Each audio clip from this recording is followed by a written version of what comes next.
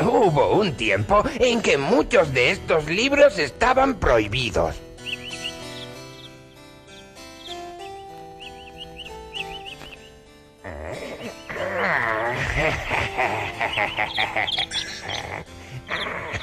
En efecto, Pío, así pasaba en 1765, año en el que comienza la historia de hoy.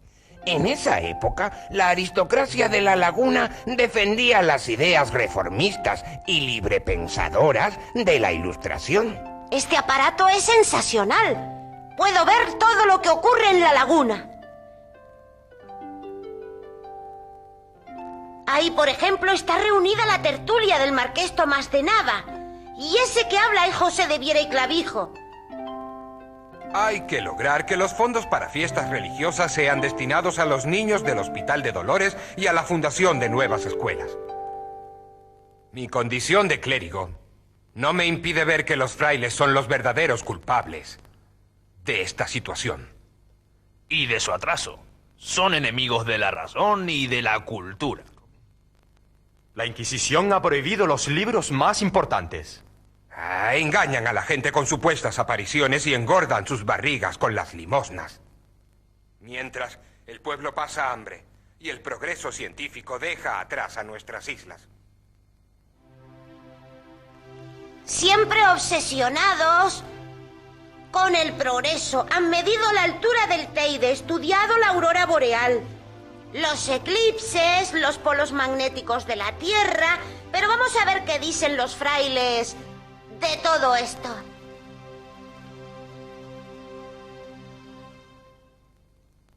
Hermanos, suprimir las fiestas religiosas es ofender a Dios y a la Virgen. Y esto es lo que pretenden esos herejes pervertidos por las ideas ilustradas. Ahora han puesto de moda esos escandalosos zapatos de terciopelo.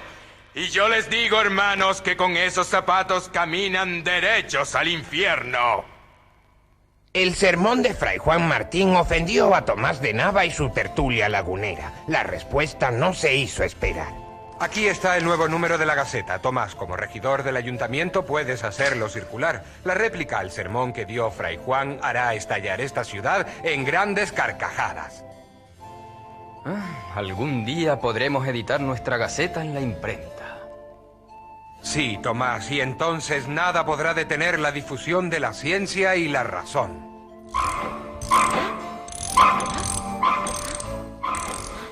El primer periódico impreso fue el semanario misceláneo enciclopédico elemental. ¿Ah? En él se defendía la ciencia, la reforma educativa y las nuevas ideas ilustradas. Hermanos, la tertulia de Nava ha negado la infalibilidad del Papa y el milagro del santo sudor de San Juan. ¿Y quién es el hereje que ha inspirado tanta blasfemia? Yo os lo diré, es el clérigo José de Viera y Clavijo, que así traiciona sus hábitos eclesiásticos ensuciándolos con las doctrinas de autores prohibidos. Y por si fuera poco, está escribiendo una historia de Canarias. Y ha escrito en ella muchas críticas contra nosotros los frailes. En efecto, pese a la resistencia de la Inquisición, José de Viera y Clavijo escribió una historia de Canarias muy bien documentada, en la que defendía la memoria de Cristóbal del Hoyo, marqués de San Andrés, que había sido condenado por el Santo Tribunal. Los ilustrados tenían, sin embargo, un defensor importante en Madrid, nada menos que Carlos III, el rey de España, firme defensor de la renovación cultural.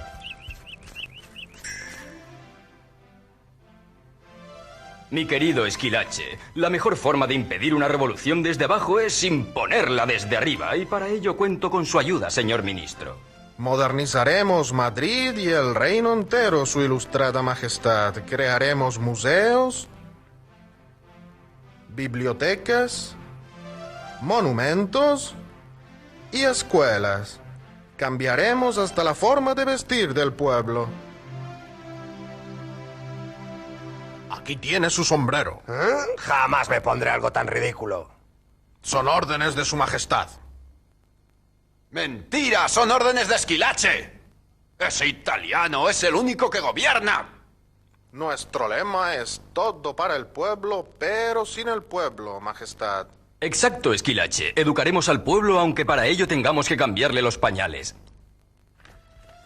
Con el apoyo real, la tertulia lagunera se convirtió en una de las muchas reales sociedades de amigos del país que debían velar por el desarrollo cultural y económico. Esta máquina de hilar revolucionará la industria textil española.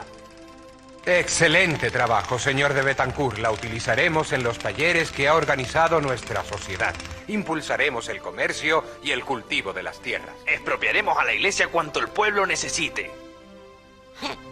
Así están las cosas en Tenerife, pero lo que me gustaría es saber qué está ocurriendo en La Palma.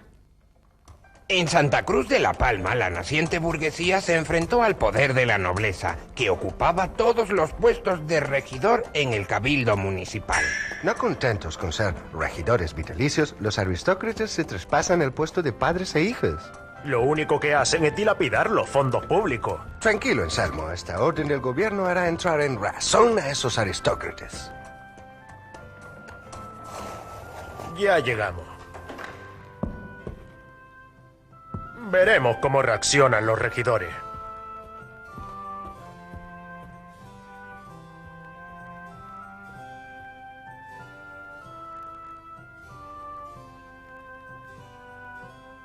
Señores, la orden real que trae mi compañero Dionisio Daly obliga a este cabildo a convocar de inmediato elecciones. ¿Y quién ocupará entonces nuestro puesto? ¿Mi criado? ¿Algún campesino? ¿O quizá ese comerciante irlandés? Para ser elegido por el pueblo no se necesita ni título ni sangre azul de ningún tipo. Por mí que no quede, Mr. O'Daly. Aquí tiene mi puesto de regidor a su entera disposición. No ocuparé ese asiento si no me elige el pueblo.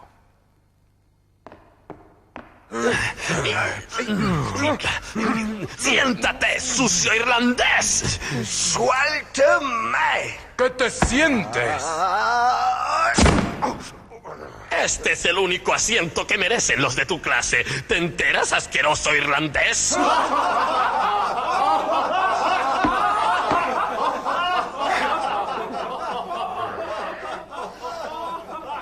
Pagarás muy cara esta afrenta. ¡Guardias, prendan a este hombre! Esto es una ignominia. ¿De qué se le acusa? De ser un espía al servicio de los ingleses. ¡Encarcélenlo! Volveré y seréis todos castigados. Dionisio O'Daly logró fugarse y llegar a Madrid, donde el rey Carlos III le firmó un salvoconducto. Regresaréis a La Palma con mis órdenes. Los regidores serán multados y se les obligará a convocar elecciones. Así se hará, Majestad. Y por fin, en 1771, se celebraron elecciones municipales. ¿Se puede votar a alguien que no sea aristócrata? Puedes votar a quien quieras. Se acabaron para siempre los aristócratas como regidores perpetuos. Un claro exponente de las preocupaciones científicas de la Ilustración es el Jardín Botánico de la Orotava, que fue pensado para aclimatar especies tropicales y llevarlas a la península. ¡Ah! También es un lugar magnífico para leer las críticas que Clavijo y Fajardo hace de las corridas de toros. Él fue el autor del Pensador, la publicación más importante de la Ilustración española. Tomás de Iriarte, el célebre fabulista, y el historiador Antonio Porlier, marqués de Bajamar, fueron otros canarios de fama mundial. El obispo Juan Bautista Cervera creó el Seminario de Las Palmas, que se convirtió en un centro de renovación científica y pedagógica. Excelencia, queríamos solicitar su permiso para leer a Voltaire. Sabemos que está prohibido, pero habíamos pensado... Confío en vuestro criterio, hijos míos. La razón y la fe no deben ser incompatibles.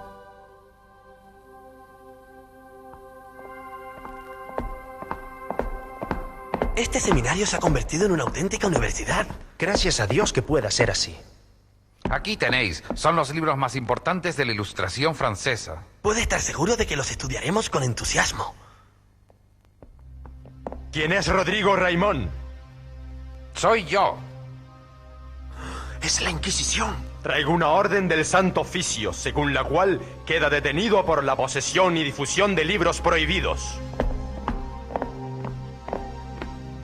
Que sea la voluntad de Dios, obedezco vuestras órdenes. Es una injusticia. Un atentado contra la ciencia y la razón.